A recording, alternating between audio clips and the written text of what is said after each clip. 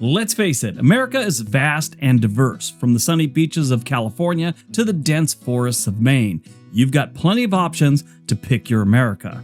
But some cities in the United States, they're a perfect example of what happens when urban planning and logic take a coffee break indefinitely. If you've ever wondered which urban jungles are more like urban dumpsters, keep watching. And yes, bring your sense of humor, you'll need it. America's the land of opportunity, apple pie, and apparently cities spiraling into chaotic dumpster fires. Whether it's sky-high housing prices, endless traffic, or a political scene that makes a middle school cafeteria look functional, these 10 US cities are out here doing the most to ensure that they become unlivable. Grab your overpriced latte and let's dive in, because if you're living in one of these places, you're probably only there because it's too expensive to flee. Got it? Get it? Good. Let's take a look.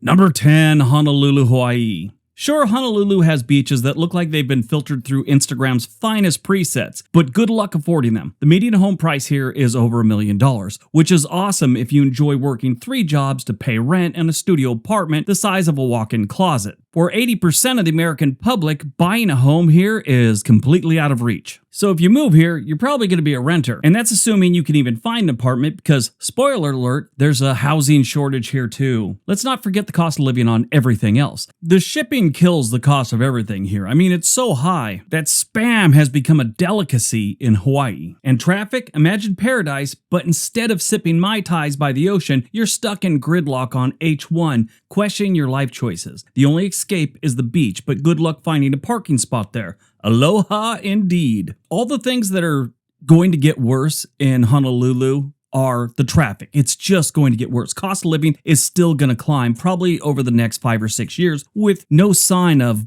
plateauing or leveling out, whatever you want to call it. And of course, home prices are expected to continue to climb over the next decade. Number 9, Miami.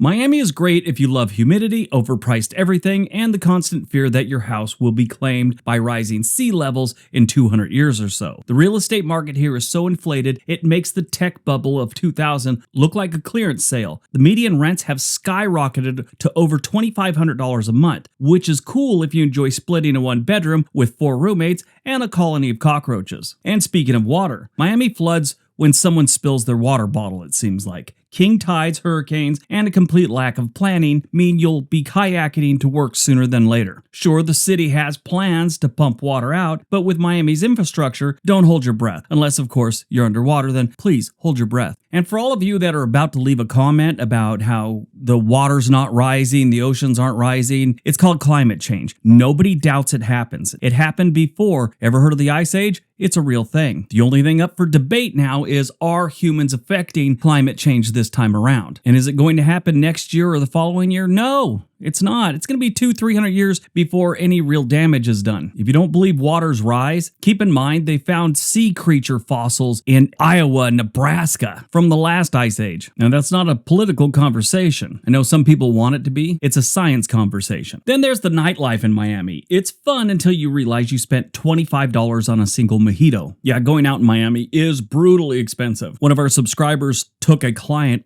he flew down to Miami, took a client out to dinner, trying to smooze him. He's from Minnesota. When he got back to work, his bosses had some questions for him. He said, no, that's how much it costs to take a guy out to dinner and get him some drinks. So why is Miami becoming unlivable? It's the price. The price is terribly expensive on everything from housing to mojitos. Their infrastructure is horrible too, especially with things that are on the horizon for the city. Number 8, San Francisco, California. The only surprise here is it's not further down on the list, but I think they've kind of turned a corner and they can't get much worse, I guess is what it is. San Francisco is home to tech billionaires, urban pharmaceuticals, and sidewalk bathrooms. And before you say anything, San Francisco isn't the only place where people are dropping deuces on the sidewalk. Every city that has homeless has that problem. And guess what? Every city in the United States has homeless people. The median home price here is around $1.4 million, which is fantastic if you're an AI startup founder, but tragic if you are a normal human being. The homeless crisis in San Francisco is impossible to ignore, mainly because you'll likely step over someone's makeshift tent on your way to your local sandwich place. The city's attempts to fix this, let's just say they're about as effective as a hockey goalie made out of cotton candy. Then there's their public transportation. Hope you enjoy waiting for the BART, which is either late, broken, or filled with unique characters who will make you question the meaning of life. If you do manage to get on, try not to think about the fact that it smells like a combination of mildew and regret, with a hint of desperation. So how is it becoming unlivable? Well, there's the homeless. It's not going to get better anytime soon. Their stretched public services is like epidemic level. Of course, the cost of living and housing. It's just too expensive. None of that's going away anytime soon. Number 7, Phoenix, Arizona. Phoenix is rapidly growing, which is cool if you like 110-degree weather and paying California-level prices for a life that isn't near the beach. Housing costs have surged by 25% in recent years, leaving locals wondering if they're better off living in their cars, if the AC still works, or actually renting a place. Heat is not just a summer thing here, it's year-round. It's like a bad relationship. Monsoon season provides occasional relief, but also comes with flooding that'll sweep away your optimism along with your car. Climate change? Phoenix laughs in the face of it, but it's more of a nervous, sweaty laugh because the city's running out of water faster than you could say that used to be the Colorado River. And of course, the traffic. With all the snowbirds and Californians moving in, the roads are a daily nightmare. Phoenix is like, come for the sunshine, stay for the dehydration. So why is it so bad? The heat is just brutal. And of course, the cost of everything else, housing and cost of living, it's all going up there. And it's not going to slow down. Number 6, New Orleans, Louisiana. New Orleans is a cultural gem, but living here, it's a different story. Gentrification has driven housing costs sky high, pricing out the very people who make the city special. The average rent for a one-bedroom apartment is now $1,600. Now, if you're in New York City or Los Angeles, San Francisco, you just said, that's affordable. Well, not in New Orleans. 4 years ago, that same apartment was probably going for $1,100. And 10 years ago, it was probably going for $850. Those aren't exact numbers, but you get the idea. All that's a far cry from the charm of affordable living the city used to offer. Add to the constant threat of hurricanes, and you've got a recipe for stress. After Hurricane Katrina, you'd think the city would have leveled up its flood defense. But no, every storm season feels like a game of Russian roulette with nature. Public services, let's just say they're about as reliable as a Mardi Gras hangover cure. If you don't mind potholes the size of small craters and power outages every time someone sneezes too hard, then New Orleans might just be for you. And I really didn't even focus on the crime on this one. That's another problem they have. So why are they becoming unlivable? Well, the list is long, but I would say the major ones are the cost of living are going up, and their public services are stretched to the limits with all the road work that needs to be done, all the infrastructure upgrades that have. And of course, their police are terribly underfunded. There's definitely some cities in this country that the police and the law enforcement need a pay raise. New Orleans is like the poster child of it right now. Number 5, Los Angeles. Living in LA is a dream. If your dream involves paying $3,000 for an unlivable apartment and spending half your life on the 405 freeway. The city's traffic is legendary and not in a good way. Your daily commute will feel like an extended meditation session, except with honking, road rage, and exhaust. Housing's one of their biggest problems. You can forget it. The median home price if you want to buy a home is around $900,000. So unless you're a Kardashian or a Marvel superhero, you're out of luck. Renting isn't much better, with the prices so high that you'll start Googling how to live in a van, like Alyssa Vanilla. Matter of fact, that's what she did. She was living in North Hollywood, or anyway, the Hollywood area, and one day she got out of her apartment, started living in her van. Now she travels around the country. It's a pretty interesting little life she has there. And of course, there's the smog. Smog has gotten better since it hit its peak of suckage back in the 1970s, but it's still far worse than most other cities. Add in wildfires, earthquakes, and the ever-growing homeless crisis, and you've got yourself the full Los Angeles experience. So why is it unlivable? Well, there's a few reasons, but I would say the main ones are cost of everything, traffic, and homelessness would be the top 3.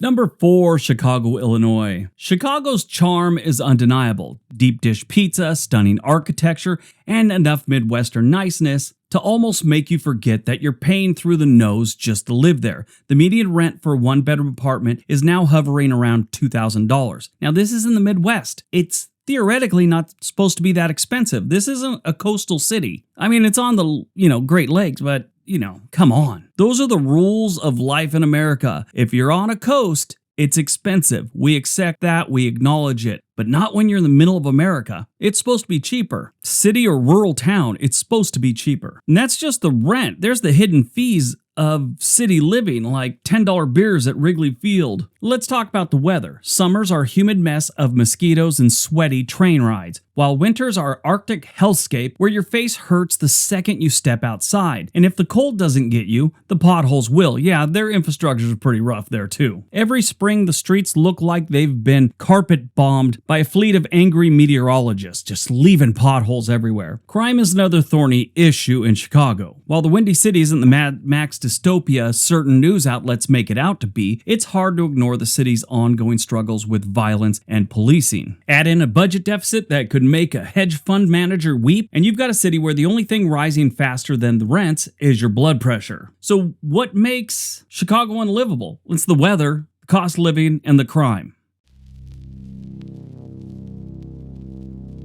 Number 3, New York City. Yes, New York City again. We've been talking about them a lot lately. It's the city that never sleeps. If you can make it here, you can make it anywhere. That's what they say. But make it increasingly means tolerating a shoebox-sized apartment that costs more per month than most people's annual vacations. The median rent in Manhattan has hit a staggering $4,300, which is great if you love ramen noodles and existential dread. Of course, public transportation is legendary in New York City and not for any good reasons. Although it is better than, let's say, the 1970s and 80s, it's still a nightmare with all kinds of freaks and weirdos on there. I was on there a couple months back. I thought to myself, why am I doing this? I like making YouTube videos, but I don't like being this uncomfortable. A lot of people will take a taxi, but if you're going to do that, feel free to take out a second mortgage to cover all the fares every year. And of course, don't forget the sheer hustle of it all. In New York City, everything's a competition. Jobs, apartments, even who can walk faster without making eye contact. Yeah, that's a skill there. It's thrilling, but also exhausting, leaving most people wondering if the energy of the city is worth the toll it takes on your soul and wallet. So why is it becoming unlivable? The cost of everything, and it's overcrowded. Yeah, these are things that have been problems there since forever, but for some reason, it seems to be getting worse. Seattle, once a haven for grunge bands and affordable living, has transformed into a tech-driven nightmare, where rent prices have skyrocketed faster than Jeff Bezos' rockets. The median home price is well over $800,000, and median rent is over $2,500. And don't even think about buying coffee. It's basically a month's utility bills. Of course, there's the weather. If you're going to move here, you better be ready for some rain and the occasional snow. Rain is a constant. Now, summers are beautiful and they're wonderful. Been there a few times during the summer. I love them. The winters and the fall, and even part of spring, it's just wet all the time. So if you move here, you better like your indoor hobbies. Traffic is brutal. Thanks to an influx of transplants and inadequate infrastructure, Seattle's roads are in a constant state of gridlock. Public transportation is improving, but it's still about as reliable as the Mariners making the playoffs. But hey, at least you get a good view of Elliott Bay and Mount Rainier, right? That is when they're not hidden by the clouds or fog. So why is it becoming unlivable? Well, it's the cost of living on everything pretty much is getting worse, and it's going to continue to get worse. And of course, there's the traffic, followed by weather. All right, before we get to number 1, if you're thinking about moving to another state or city, there is a link in the description area below for Home and Money. They can get you in touch with a real estate agent anywhere in the country. All right, on to number 1.